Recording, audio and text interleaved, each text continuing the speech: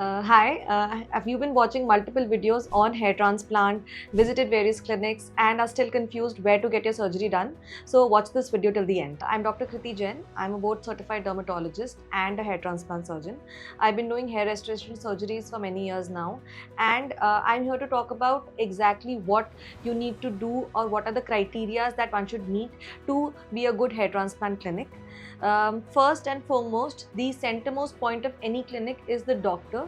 Your surgery is going to be performed by the doctor who should either be a plastic surgeon or a dermatologist, and both of which should have taken adequate training in hair transplant surgeries. These restoration surgeries are separate from other aesthetic procedures, so not everyone is trained enough to do these surgeries. So one should have taken specialized training.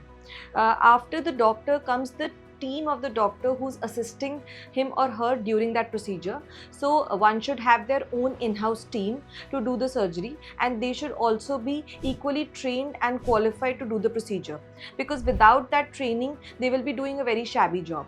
So if you are confused about which clinic or which doctor to go to, meet the doctor who's going to perform your surgery. Make sure that he or she is the one who will be in the operation theatre with you while doing that surgery.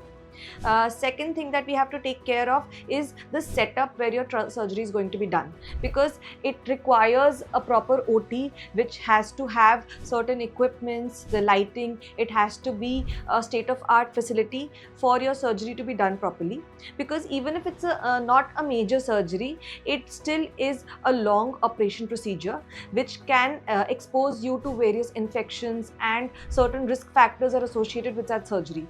So the facility plays a major role, and you should be able to see your facility, have a look of the place before you select which center you have to get the surgery done in. The next thing which is very important is the treatment that is explained to you. Your doctor should be explaining what facilities, what methods, and what are the equipments that he or she will be using. Let's say if he is doing an FUT or FUE, so understand what is the difference between those. If we are doing a direct hair implantation, are we using implanters or not?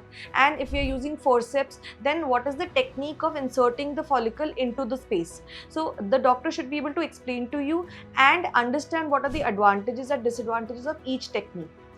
Similarly, if it is a manual procedure, if it is a motorized procedure, or if it is a robotic one, please understand in detail what you get by selecting whichever technique you're going for. Each of them have their own advantages and disadvantages. The next thing that you have to ask your doctor is about the various risk factors and side effects that you may be looking at while you're going this for the surgery. For example, let's say if you're a diabetic, then what is your pre-operation diabetic status? How are your sugars going to be monitored during the surgeries? Whether your doctor is clear about what he or she has to do.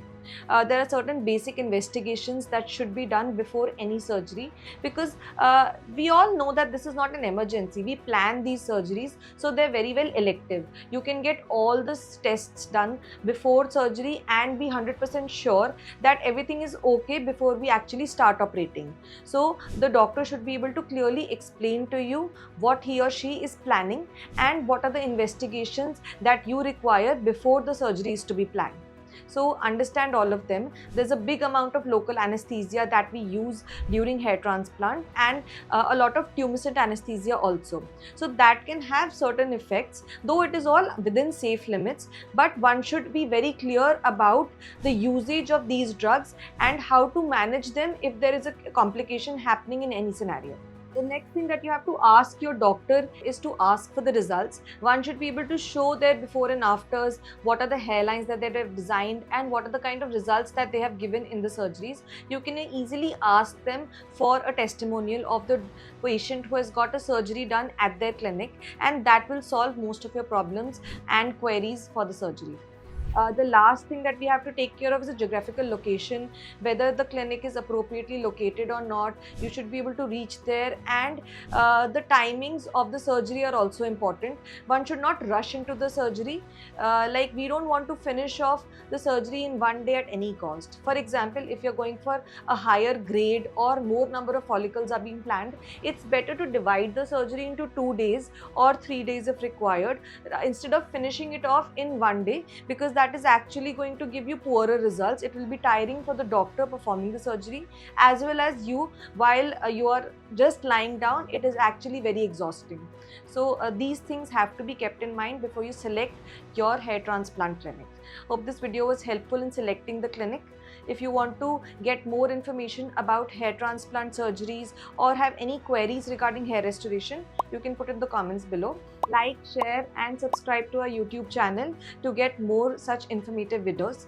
You can press the bell icon for future notifications.